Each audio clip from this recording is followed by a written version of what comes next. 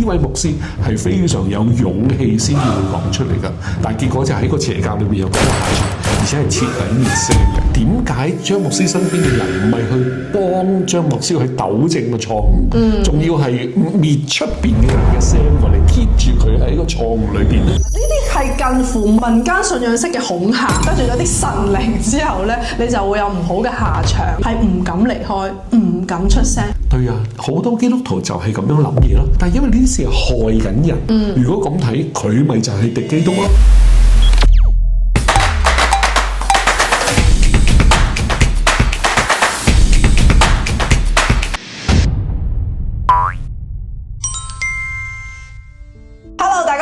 我哋之前實在真係好精彩啦，好多內容啦。咁今日咧，我哋會去傾下老師喺門徒會係好多年㗎啦。咁我就想了解一下，除咗去到最後個教義出現咗嚴重偏差之外，呢個過程裏邊有好多少少嘅事件，已經係你覺得唔對路嘅咧？有㗎。而家望翻咧，就係呢一啲嘅少少嘅火花咧，就一直擺喺我心裏邊咧，導致我會去分辨一下，到底對方教緊嘅係乜嘢。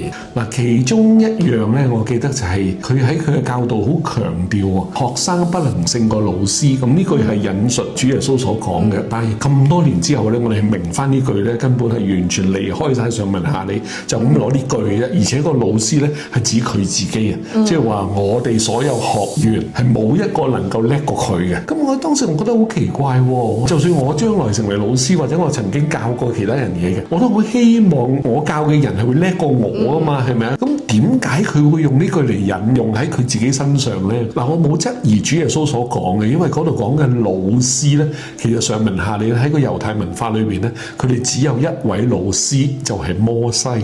咁所以係冇人厲害過摩西，咁係好明顯嘅。直到有一日咧，我發現啊，所羅門王佢所寫嘅，佢就話佢厲害過其他佢嘅老師。咁我就攞呢句，我同其他同學睇咯，聖經咁樣講喎，跟住啲同學睇完之後，係喎。你同佢講啦，即係冇人夠膽挑戰牧師嘅。咁我就因為其他同學咁樣講咧，我就擺低咗呢件事。但係咧，我記住喺心裏邊。頭先我聽咗一個好重要嘅線索咧，就係你係睇到聖經有其他唔同嘅講法，但係你同你啲同學講嘅時候，你啲同學都冇睇過呢啲聖經，即係好坦白講，好多時候咧，信徒唔能夠去辨別到嗰個信仰有冇變質。其實翻根源，我哋真係唔熟聖經，慣晒填鴨式教育，人哋講咩我哋就聽，基於喺嗰個領袖嘅個人魅力，運用咗好多嘅操控嘅手段去鞏固咗自己嘅地位。一般嘅信眾係唔敢挑戰啊，即係好似你啲同學咁樣咯，即係你同佢講啦。如果你覺得嗰件事咁有問題，點解你會驚去提出呢？係咪成個氛圍已經唔鼓勵大家思考？我哋站出嚟去分享嘅原因就係想同大家講，其實係好多蛛絲馬跡，係我哋去有責任主動嘅去思考，去主動去發問，甚至乎係要去引起關注去發聲。好啦，咁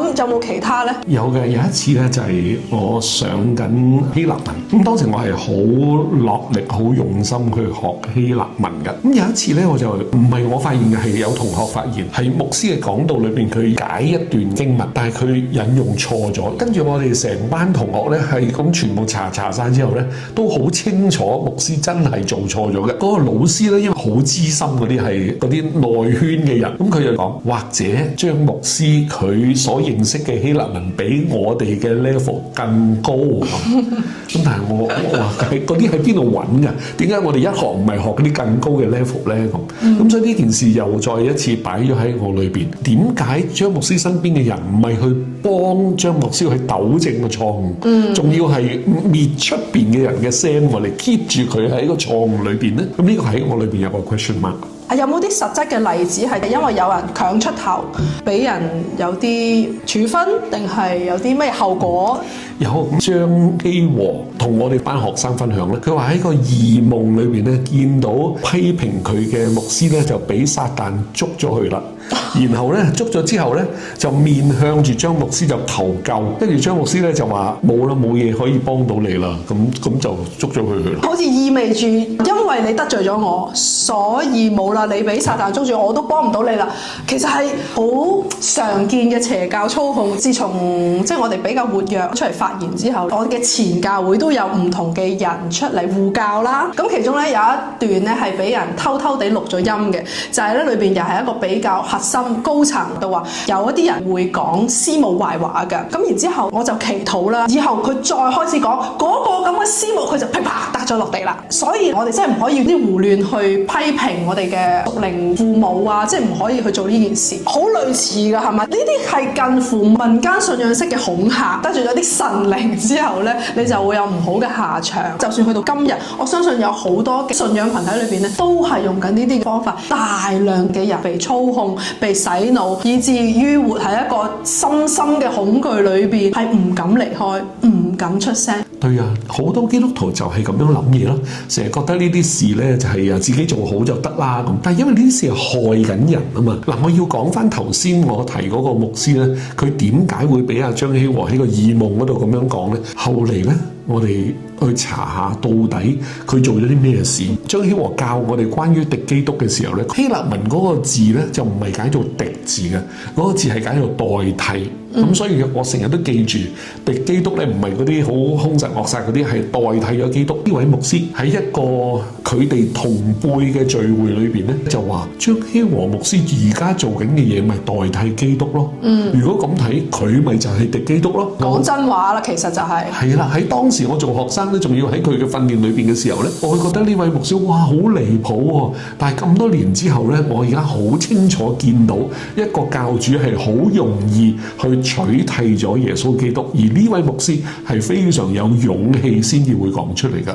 但係結果就喺個邪教裏邊有咁嘅下場，而且係徹底滅聲嘅。最後有冇 find out 到佢嘅下場係咪真係好似如果個夢裏邊咁啊？即係不得好死啊，得罪嗰陣係咯，即係點咧？即係我諗呢個夢係張希和佢自己好憤怒、好嬲底下咧，就有呢一個。其實呢啲夢咧根本可能係心理反應夢。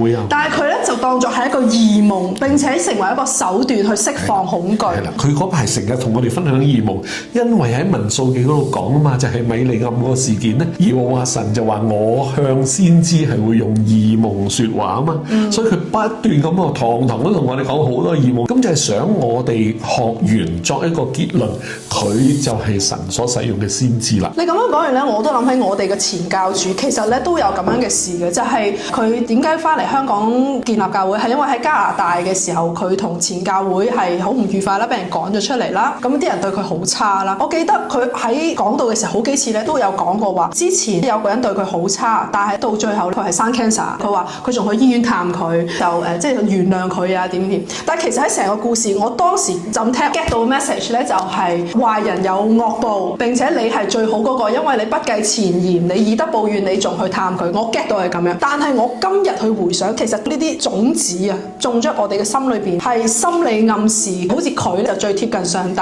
所以今日神大大嘅使用佢，佢個動機錯咗。你裏邊有冇參雜？透過每一件事件，你都係喺度釋放緊恐嚇，要人去仰慕你，讓我哋相信你係最特別嗰個，係神透過你嚟幫我，嚟牧養我。作為一個講道嘅人，有冇嗰種意識高舉自己多過上帝，甚至乎係其實我借上帝讓人係能夠去聽我話，呢個係一個講道者一生嘅功課。但係點解佢會變質？其實就係佢真係覺得自己係 somebody， 唔再去敏鋭自己有冇咩改變。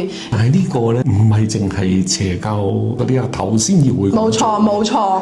我以前都係犯呢個錯誤，因為之前嘅人又係咁樣教啊嘛。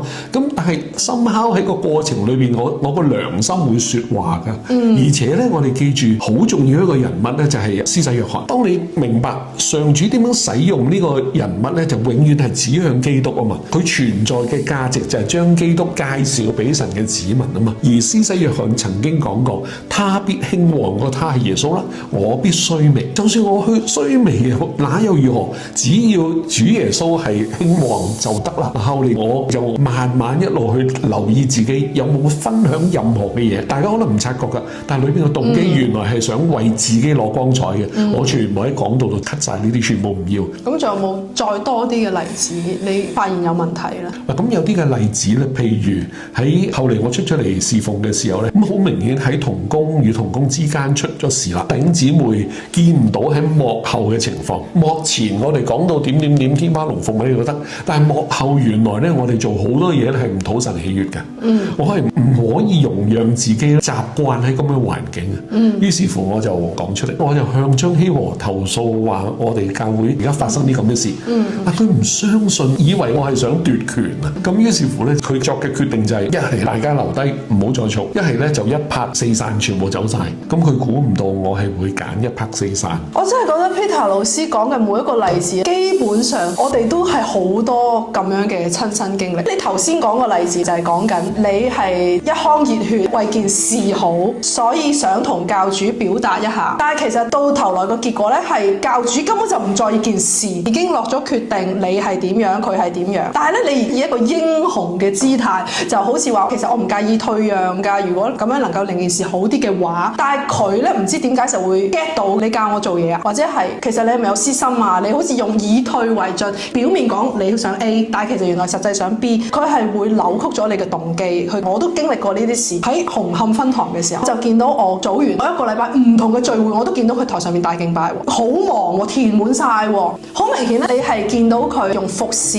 嚟逃避咗現實生活裏邊好多嘅挫敗啦、痛苦啦。於是我就同佢提出建議，不如停服侍3個月，今日翻嚟你冇任何嘅責任，讓自己能夠休息一下。但係去到紅磡教母嘅耳中，佢對我嘅回應係 Esther 小組長係冇權去停人哋服侍。嗱，佢已經定性為我用權力去停服侍。然之後佢話：如果人人咁容易唔服侍教會，咁仲有邊人做嘢？第二樣嘢，佢關心嘅係冇人服侍多過嗰個人嘅生命狀態。3言2語，好簡單嘅回應，或者佢釋放出嚟嘅就係強勢咯。好多對生命認真但係內耗嘅人，又跌翻入個黑洞裏。我係咪真係驕傲咗呢？就係應該去到權柄面前問咗佢先。而家我個組員情況咁樣喎，你哋覺得點啊？呢度係佢哋慣常操作，但係我作為佢嘅組長，我每個禮拜同佢開組，我同佢親近咁多，唔通我仲冇一個基本嘅判斷去提議咩？其實有好多嘅領袖係好冇安全感，佢根本就冇聽到我講嘅嘢。永遠諗人係諗衰嘅，人要用到權力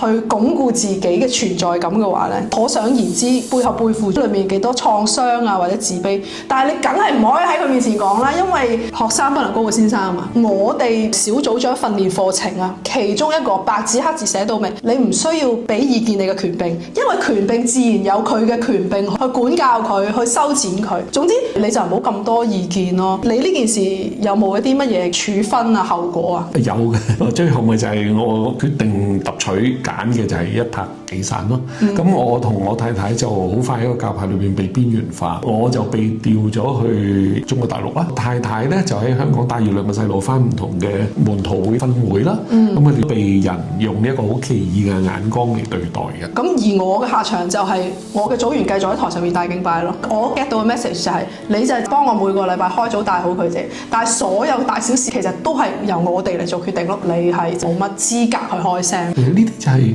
好隱晦地咧，將自己或者將呢種嘅權力架構咧係取替咗耶穌啊。我嘗試用翻一個簡單直接 common sense 嘅角度嚟睇翻新約時期到底發生咩事咧？當時有個德高望重嘅人物就叫大祭司，然之後咧就嚟咗個耶穌拿撒勒出嚟。當時啲人就話有咩好嘢出嘅，由佢收嘅門徒咧全部都未受過訓練嘅喎，係啲打魚啊，仲有稅吏啊等等。然而咧，神係站喺呢班人當中喎。嗱，如果我哋係讀緊新約聖經，呢個唔係我哋一個好大嘅警惕咩？成個權力架構，大祭司旗下有祭司長，然後有祭司，然後有利未人，一路咁落嚟，然後仲有法利賽人，成個權力架構，上帝使用嘅係一班冇人聽過嘅喺邊度嚟話，同埋呢班嘅漁夫，竟然間神係使用呢一班，呢個係我哋福音嘅起頭啊！唔係應該我哋好警惕呢個情況，我哋哋唔好熄滅嗰啲微小嘅聲音，好可能上主就係使用嗰啲微小嘅聲音咧。耶穌嚟到地上嘅時候就係咁嘅情況啦。咁啊，我哋今集講到咁多先啦。我哋係應該會繼續就住邪教啊、異端啊呢啲操控嘅手段，用唔同嘅例子再去分析得深入一啲嘅。如果大家睇完我哋頭先嘅內容，你裏邊會有好多嘅感受啦，或者疑問，我都鼓勵大家喺下邊留言，甚至乎私信俾我哋。大家嘅留言同埋問題咧，對我哋去思考同埋構想每一集嘅內容都好關鍵，所以我哋都好需要大家俾我哋嘅反饋。咁啊，鼓勵大家多多咧同我哋互動下。今集就係咁多先，唔該晒，拜拜。